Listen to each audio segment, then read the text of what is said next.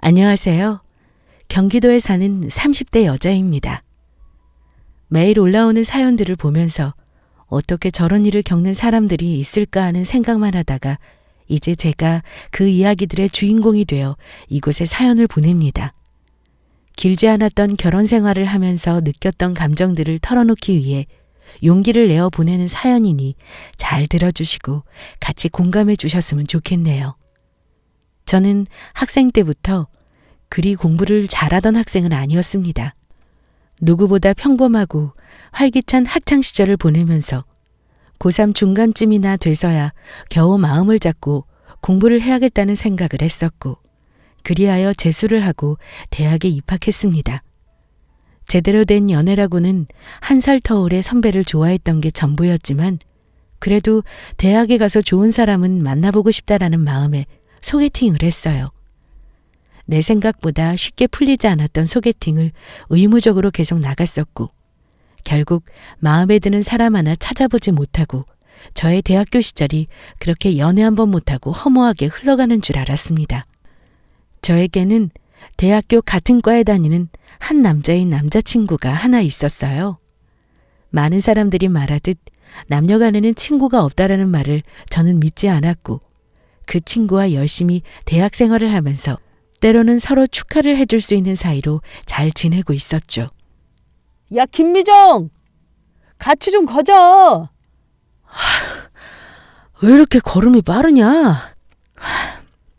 야, 너 어제 또 소개팅 했다며? 아, 몰라. 말 걸지 마. 짜증나 죽겠어. 완전 나이 많은 아저씨가 나온 거 있지? 오늘 학교 가서 주선자한테 욕 한 바가지 해버리고 싶다니까? 근데 네가 오늘 무슨 일로 지각을 안 했냐? 아, 빨리 들어가자. 수업 시작하겠다.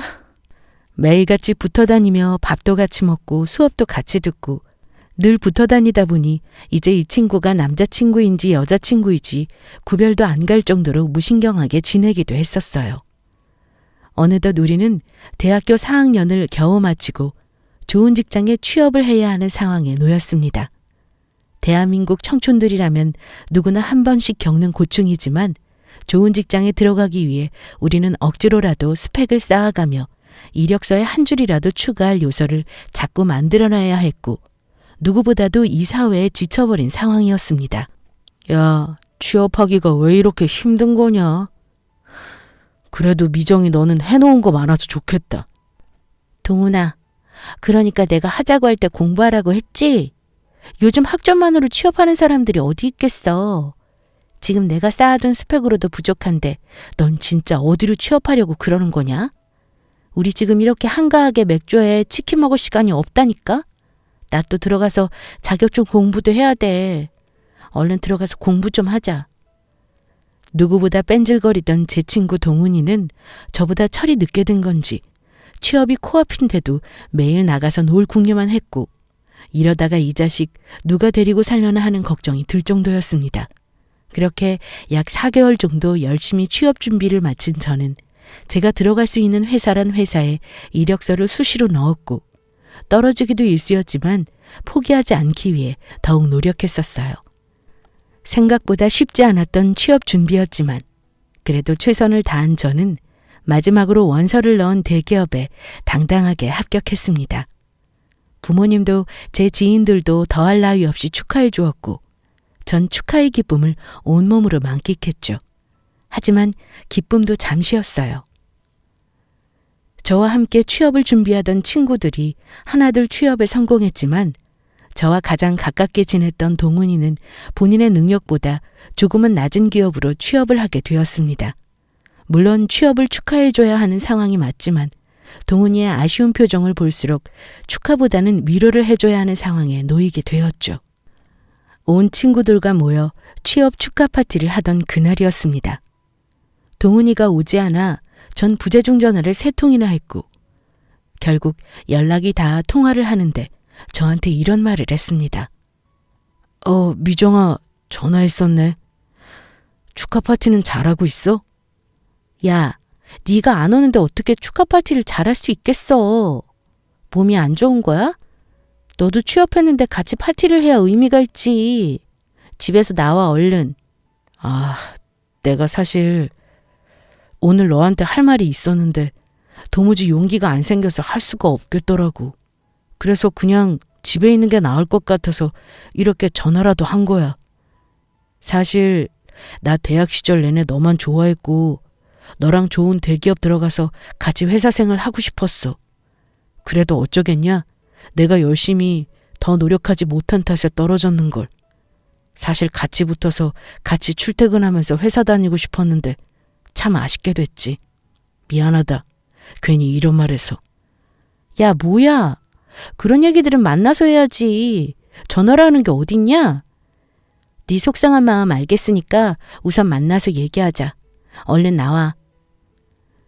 그렇게 저는 동훈이의 속마음을 그날 알게 되었고 사실 눈치는 채고 있었지만 취업 준비를 하느라 제가 동훈이를 더 챙겨주는 건 무리였고 제 취업 공부보다 동훈이에게 더 집중할 수 없었기 때문에 그 마음을 모른 척하고 있었습니다. 그렇게 여러 번 동훈이는 저와 같은 대기업에 들어가려고 노력하다 합격이 되지 않아 제가 다니는 회사의 하청업체 직원으로라도 들어가게 되었어요. 스펙 차이도 차이였지만 그래도 열심히 해준 동훈이에게 고마웠던 마음이 컸었죠. 그래도 이제 각자의 길을 선택하게 되었고 조금이나마 여유로운 마음이 생겼기에 열심히 준비한 동훈이를 축하해주며 저에게 지금까지 몇 년간 저를 좋아하고 있었다는 동훈이의 마음을 받아주기로 했어요. 그렇게 친구에서 연인 사이가 된 저희는 연애를 한 지 1년 좀 넘었을 시기에 전 프로포즈를 받게 되었습니다. 내가 너보다 잘나지 못한 위치에 있지만 그래도 나 열심히 살면서 너보다 더 좋은 회사 들어가서 더 많이 벌고 너 지켜줄 거야. 회사 들어간 지 얼마 되지도 않았지만 여기서 더 성장하고 멋지게 발전하는 사람 될게. 나 믿고 결혼해 줄 수 있겠니? 저보다 더 열심히 살면서 저를 먹여 살리겠다는 동훈이는 그렇게 저의 남편이 되어 저를 평생 책임지겠다는 약속을 저에게 했습니다. 무엇보다도 그 의지가 대단했고 저는 그런 남편을 멋지다고 생각하며 존중하기로 했어요.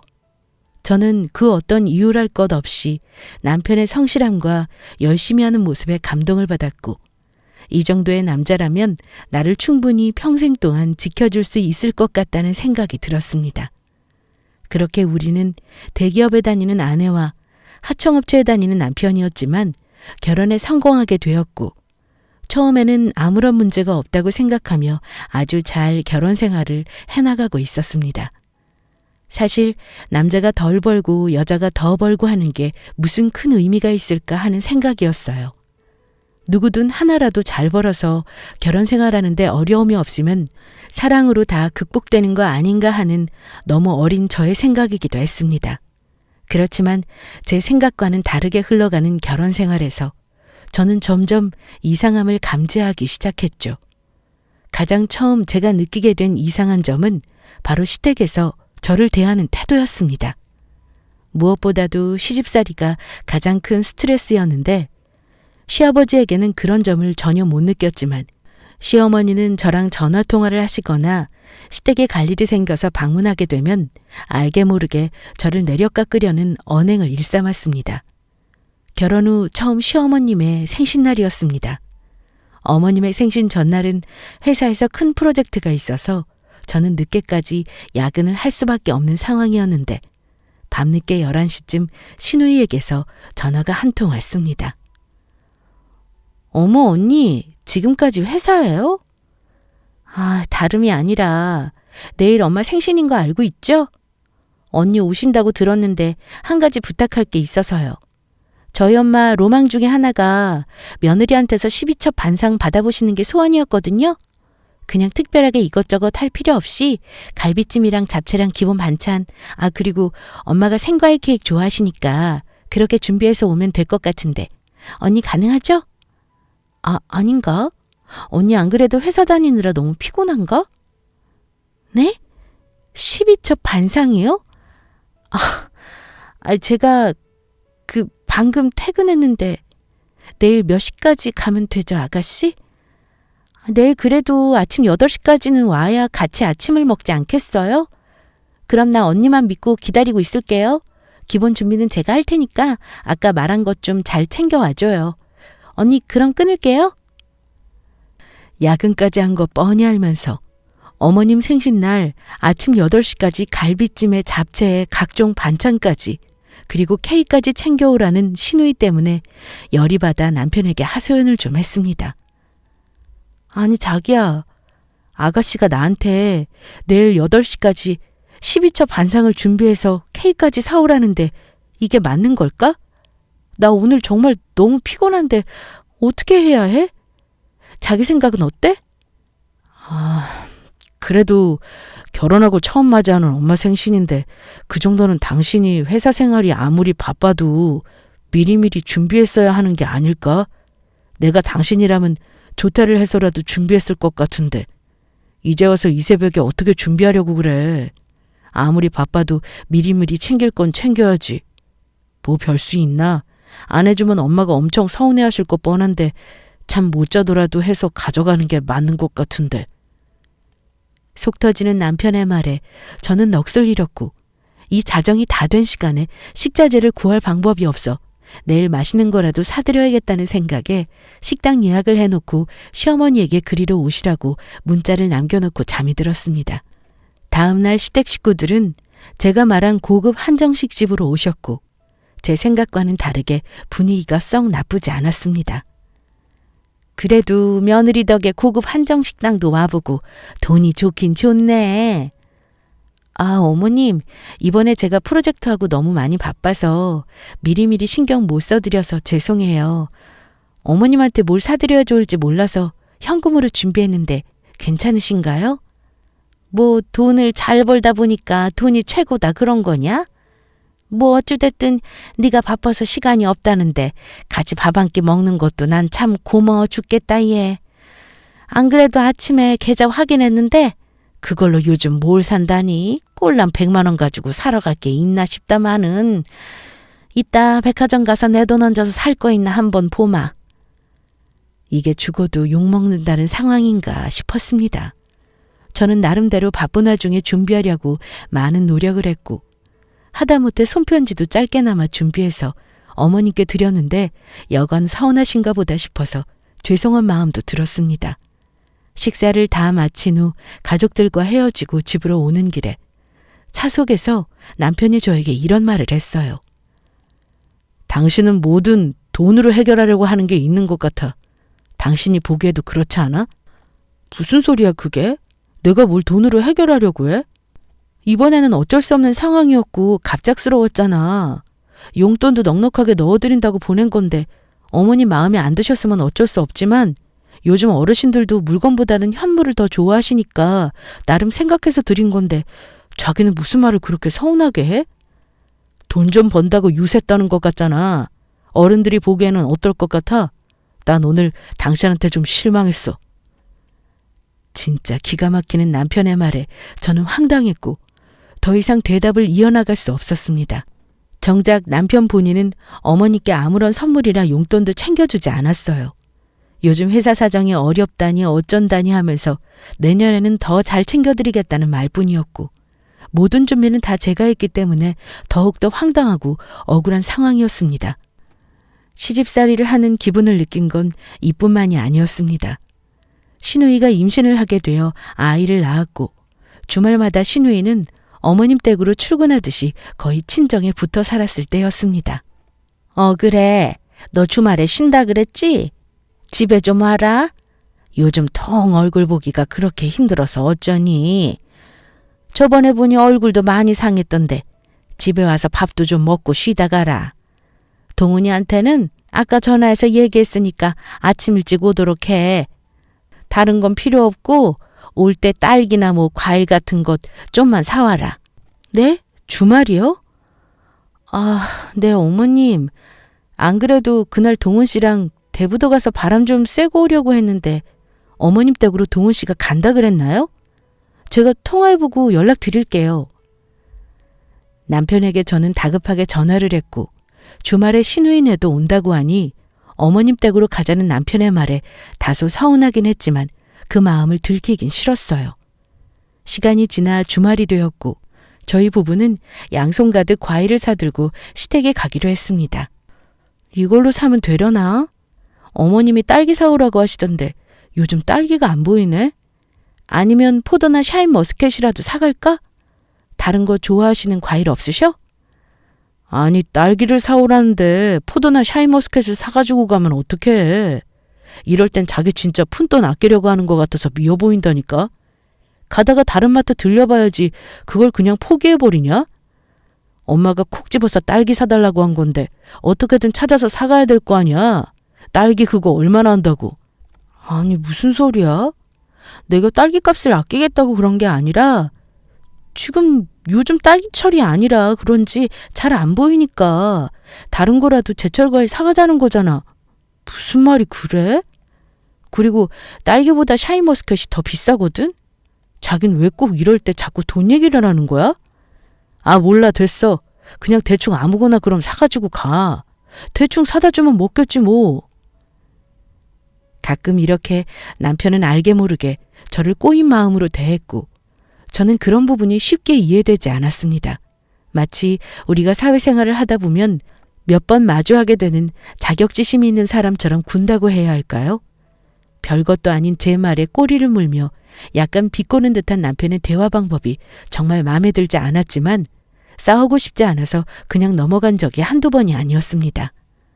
어머님, 저희 왔어요. 어? 아가씨네는 어디 갔어요? 좀 일찍 오라니까 왜 이제 왔어?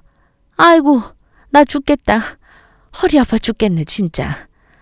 어우, 너 애기 좀 잠깐 안고 있어라. 오늘 애들 잠깐 콧바람 좀 쐬러 나간다고 해서 애기 맡긴다고 하고 나갔으니까 집에서 쉬엄쉬엄 쉬면서 애기 좀 돌봐라. 나도 이 근처 잠깐 나가서 볼일 좀 보고 와야 되니까 집 좀 지키고 있어. 애들이 하도 딸기 먹고 싶다고 그래서 사오라니까 무슨 이런 과일을 사왔다니. 너도 참. 에휴. 시누이 네는 아기를 어머님한테 맡기고 나들이를 나간다고 나가버렸고 딸기도 시누이가 먹고 싶다고 징징거려서 시어머님이 급하게 우리한테 사오라고 시킨 거였습니다. 결국 시댁에서 아기나 돌봐라는 거였어요. 저도 평일 내내 바쁘게 일에 치여 살다가 조금 쉬어보려고 한 주말이었는데 이런 식으로 어린 조카나 돌보며 집안일까지 몸을 쉴 틈이 없었습니다. 속 없는 남편은 옆에서 휴대폰 게임이나 하고 있고 오로지 이 몫은 제가 도맡아 해야 하는 상황이었던 것입니다. 여보, 나 너무 힘들어. 애기 좀 같이 봐줘. 난 쉴 틈이 없이 움직이는데 자기 혼자 누워서 3시간 동안 게임만 하면 어떡해. 좀 같이 도와줘, 어? 아, 진짜 나도 좀 쉬자. 뭐 당신만 힘들어? 큰 회사 다녀서 바쁘다고 유세 떠는 거야, 뭐야? 당신만 평일 내내 일하는 줄 알아? 나도 이럴 때나 돼야 우리 집 와서 맘 편하게 쉬는 건데 뭘 당신만 고생하는 것처럼 말해. 가끔 보면 당신 참 이기적으로 군다니까. 오늘 여행도 갔었으면 운전도 내가 내내 하고 하루 종일 나만 피곤했을 거 아니야. 그나마 엄마네 와서 좀 쉬겠다는데 대체 왜 그러는 거야? 알겠어. 아기를 봐본 적이 있어야 말이지. 힘드니까 같이 좀 도와달라는 거였는데 그게 그렇게 잘못된 거야? 됐어. 그냥 내가 볼게. 당신 하고 싶은 거 해. 전 하루 종일 시어머님도 없는 시댁에서 종일 시누이의 애기 뒤치다꺼리나 하면서 꿀같은 주말을 날려야 했습니다. 물론 도와줄 수 있지만 이런 식으로 사람을 불러서 부탁이 아닌 의무처럼 일을 시켜버리니 저도 너무 서운하고 눈물이 나더라고요. 이제 곧 명절도 다가오는데 과연 얼마나 시댁에서 부려먹을지 생각하면 눈앞이 캄캄했습니다. 시집 오기 전에는 손끝에 물 한 방울 안 묻힐 거라는 남편의 말과는 다르게 남편은 어느새 남의 편이 되어 있었지만 크게 싸우고 싶은 마음도 없어서 그냥 꾹 참고 살다 보면 나아지고 적응하게 되겠지 하는 마음으로 사는 중이었어요. 요즘 시대에 시댁에서 명절을 다 보내는 며느리는 없다지만 저 또한 사람인지라 친정에서도 하루 정도는 쉬고 싶은데 그럴 수 있을지도 의문이었고 그냥 명절이 오지 않기만을 바랬습니다. 회사는 다니면 다닐수록 왜 이렇게 일이 많아지는 건지도 모르겠고 몸은 몸대로 망가지고 있었지만 결국 기다리던 명절이 다가왔고 회사에서는 그래도 챙겨주겠다며 명절 보너스를 지급해 주어 그나마 기분은 내심 좋았습니다. 그런데 사건의 시작은 여기서부터라고 해도 과언이 아니었어요. 저는 대기업에 종사하고 있었고 남편은 그 아래 하청업체 직원이었기에 명절 보너스에 대한 차이가 꽤나 큰 편이었습니다. 저는 명절 보너스로 300만 원을 받게 되었고 남편은 저의 10%인 30만 원을 지급받게 된 것이었죠. 저는 저도 모르게 그날 집에 들어가기가 마음이 불편했습니다. 분명 남편은 표정이 좋지 않을 것 같다는 생각이 들었고 보너스를 받고도 이런저런 눈치를 보며 집을 들어가야 하는 제 자신이 한심하다는 생각까지 들었어요. 그래도 남편한테 전화해서 오늘 저녁은 간단하게 외식을 하자고 제안해봐야겠다고 생각해서 메시지를 보냈지만 읽지 않아 얼마 후 전화를 걸었습니다. 여보, 나야. 오늘 우리 저녁 먹고 들어갈까? 몇 시에 끝나? 내가 데리러 갈까? 됐어. 무슨 저녁이야. 입맛도 없어 오늘. 그냥 나 회사 사람들이랑 맥주나 한잔하고 들어갈 테니까 늦어지면 기다리지 말고 그냥 자. 끊어. 누가 봐도 목소리가 좋지 않은 남편은 저랑 저녁 식사를 거부하고 회사 사람들이랑 술을 한잔하겠다고 한 후 전화를 끊어버렸습니다.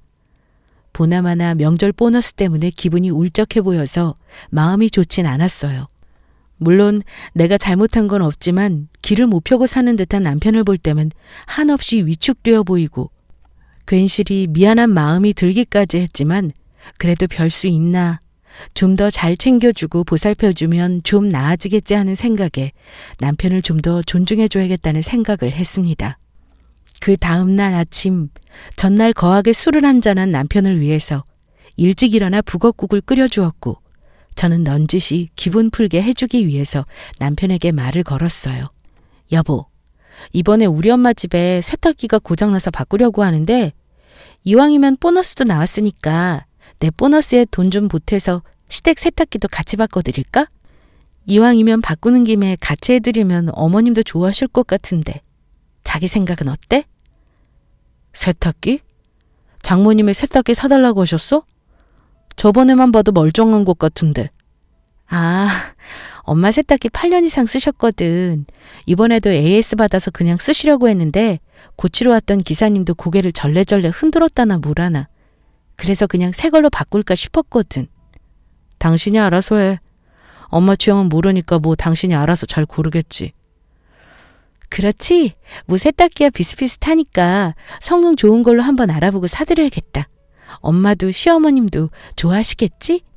전 기분 좋아하실 두 분을 위해 열심히 이 상품 저 상품을 알아보게 되었고 그래도 선물을 하는 마음까지 담아 좋은 걸로 해드리고 싶어서 제 여윳돈까지 합쳐서 두 집의 세탁기를 보내게 되었습니다.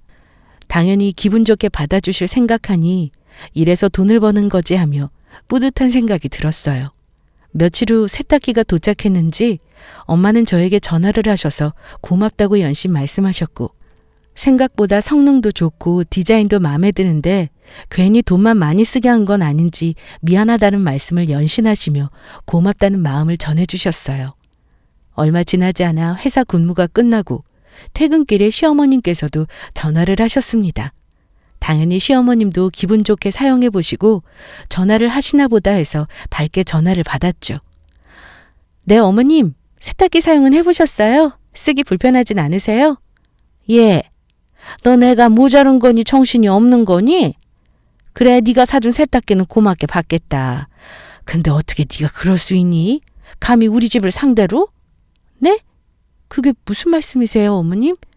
뭐가 잘못되었나요?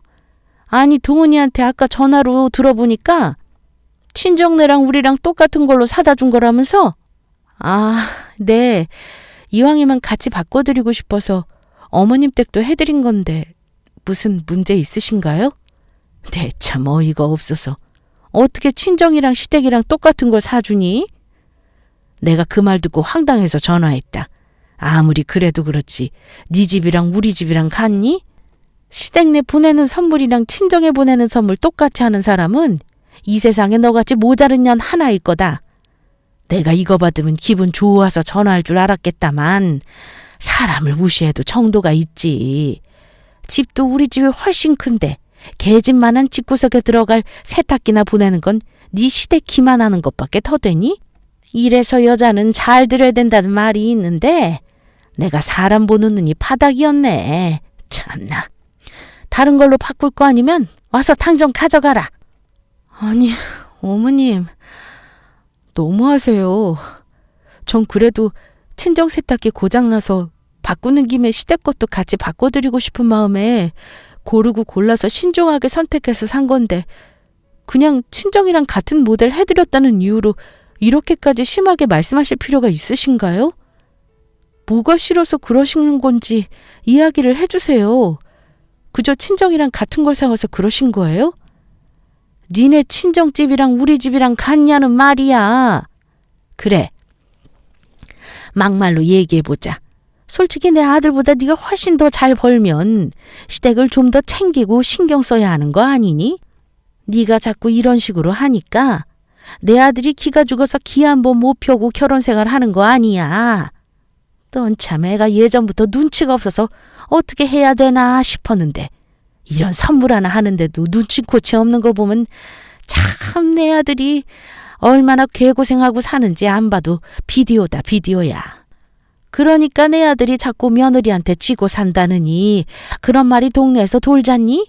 그리고 넌 그렇게 번다는 애가 세탁기만 꼴랑 사가지고 오면 되겠냐? 요즘 건조기랑 세탁기 같이 사주는 게 예의라는데. 어휴, 답답해. 하나부터 열까지 설명을 언제까지 해줘야 되는 거야. 이렇게 사람이 멍청하면 고생하는 거라니까. 어휴, 답답하다. 오늘은 머리 아파 죽겠으니 끊어. 전 아무리 생각해봐도 시어머님의 말씀에 단 하나도 동의할 수 없었습니다. 도대체 뭐가 잘못된 건지 모르겠고 솔직히 말해서 내가 더 잘 벌면 친정에 조금 더 해주고 싶은 게 여자의 마음 아닌가요? 도저히 그냥 자격지심에 사로잡혀 잔소리하는 시어머니로밖에 보이지 않았어요. 답답한 마음을 또 말할 곳이라곤 남편뿐이기에 집으로 돌아와 한탄을 하기 시작했습니다. 당신도 어머님이랑 똑같은 마음이야?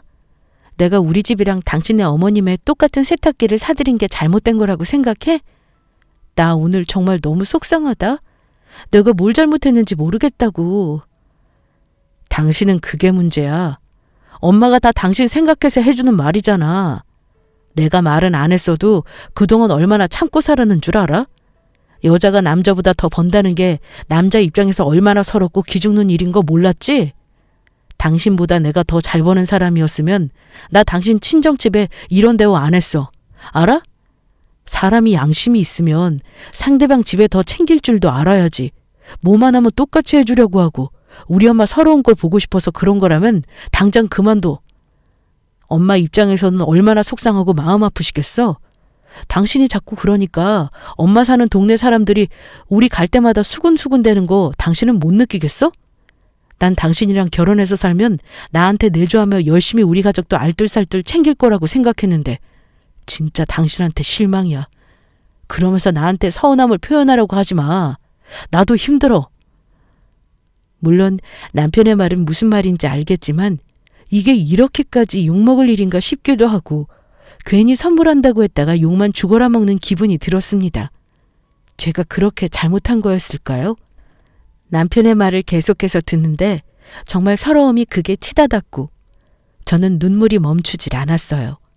도저히 이렇게 살 수는 없겠다고 생각이 들었고 차라리 이런 자격지심에 꽉 찬 가족들과 함께 평생을 같이 할 바엔 갈라서는 게 좋겠다는 생각을 했습니다. 하지만 저도 사람인지라 이렇게 바보처럼 몇 년을 퍼다 바쳐놓고 욕먹고 이혼을 순순히 해줘야겠다는 생각은 들지 않았어요. 당연히 내가 당한 만큼 시댁도 느끼고 알아야 한다고 생각했고 전 한 가지 엄청난 아이디어가 떠올랐습니다. 사람들은 자신이 제일 아끼는 것을 잃었을 때 가장 분노하고 슬퍼하는 법이 아니겠어요? 그래서 저는 차에 관심이 엄청 많고 지금 가진 차도 엄청 좋은 차는 아니지만 제가 전에 기죽지 말라고 생일에 큰맘 먹고 사줘서 남편이 애지중지 타고 다니던 남편의 차를 수단으로 남편에게 통쾌하게 복수를 해야겠다는 생각이 들었습니다. 여보, 내가 곰곰이 생각해봤는데 내가 시댁에 더 신경을 못 써주고 우리 집만 챙기려고 했던 것 같아. 어머님도 당연히 속상하셨을 거고 당신 어깨 한번 못 펴게 한 것도 다 내 탓인 것 같더라고. 미안해 여보. 그래서 말인데 당신한테 하나 의논할 게 있는데. 이제야 말이 통하는구만. 당신이 그렇게 느꼈고 알았으면 됐어. 앞으로 우리 집에다가 신경 좀 더 써. 당신애는 그래도 장인어른이 연금도 받으시니까 용돈도 우리 엄마한테 좀 더 챙겨준다 생각하고 인상도 해드리고 말이야. 사람이 말이 통하니까 다행이지 참. 그래서 뭘 의논하겠다는 건데? 아니, 시댁에 더 훨씬 좋은 걸 해줘야지 고민하다가 든 생각인데 당신 지금 타는 차 있잖아. 그거 말고 좀 더 좋은 차로 바꾸는 거 어때? 그래도 회사 다닌 지 몇 년 됐는데 당신이랑 급이 안 맞는 것 같아서 차를 바꿔주면 어떨까 하는 생각이 들었거든. 괜찮아? 차?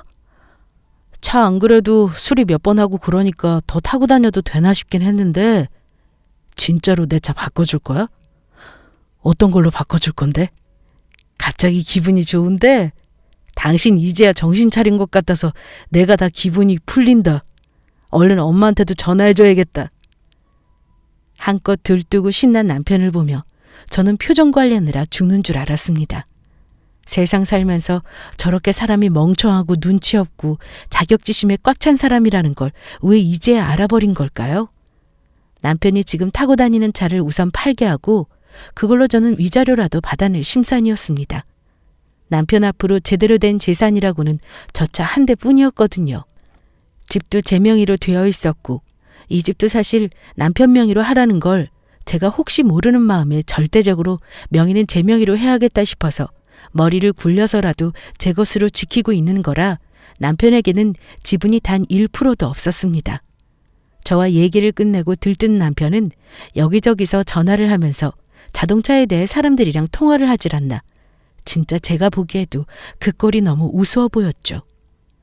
여보, 성태라고 알지? 내 친구 있잖아. 걔 아는 동생이 딜러를 하거든? 내 차 상태도 나쁘지 않아서 얼른 팔아넘길 수 있을 거라고 하더라고. 이거 기분 째지는구만.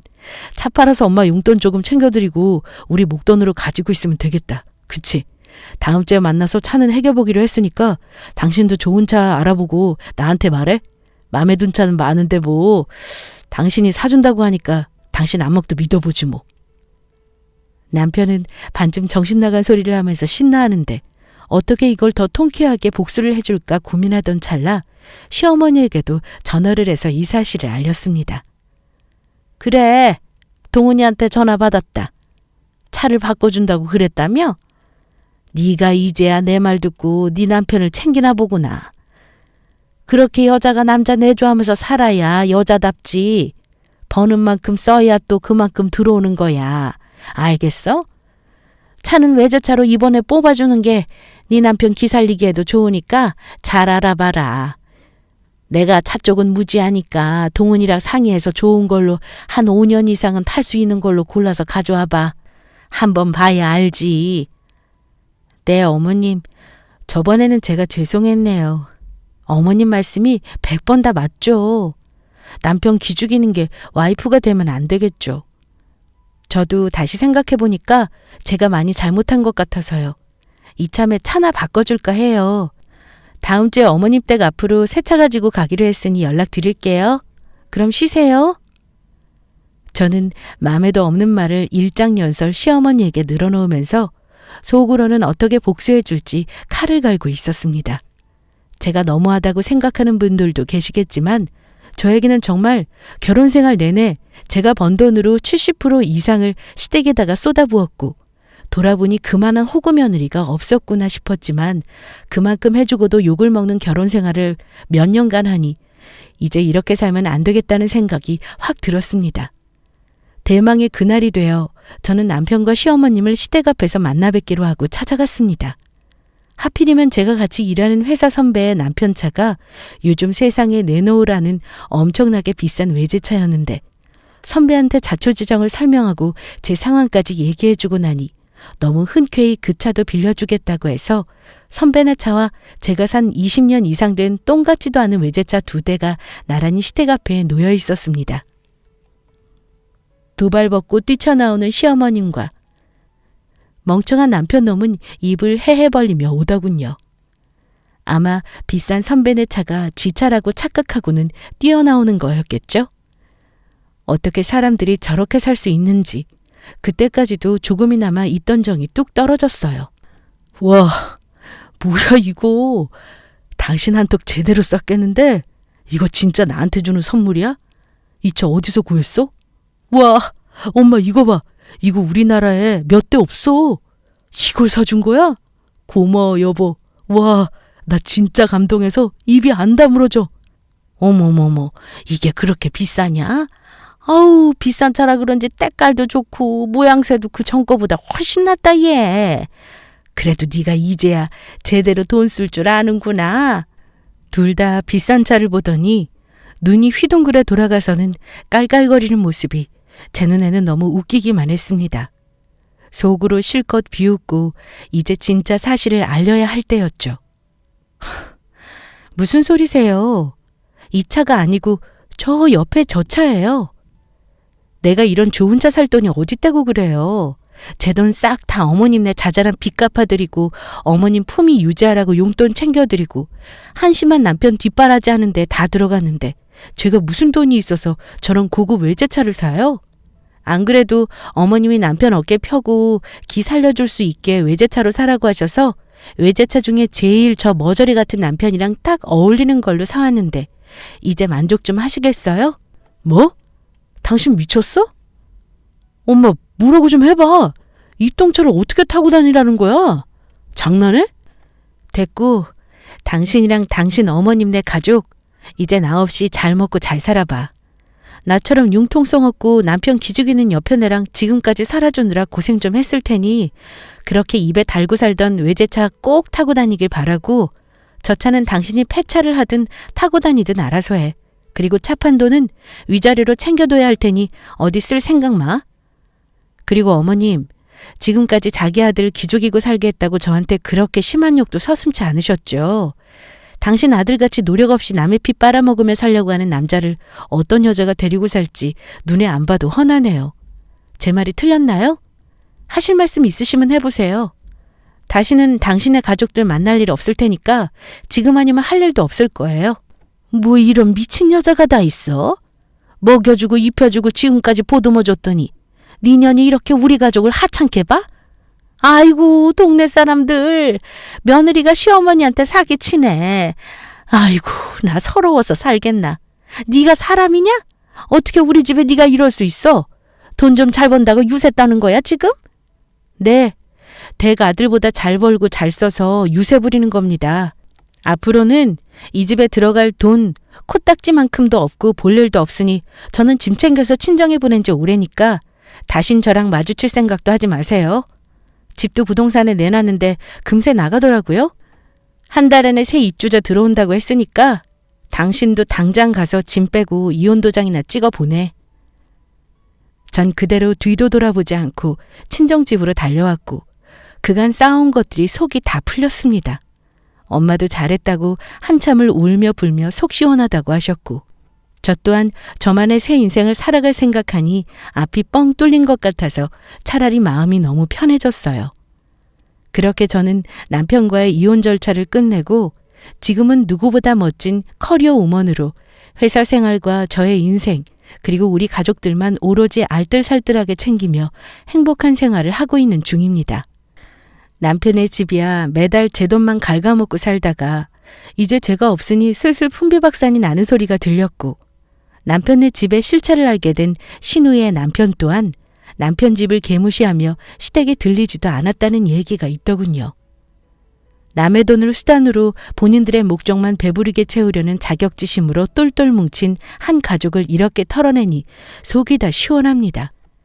여러분들 주변에도 저처럼 바보같이 당하는 분들이 있으시다면 제 이야기를 꼭 들려주시고 같이 사이다를 원샷하듯 속이 뻥 뚫리셨으면 좋겠습니다. 긴 글 들어주셔서 감사합니다.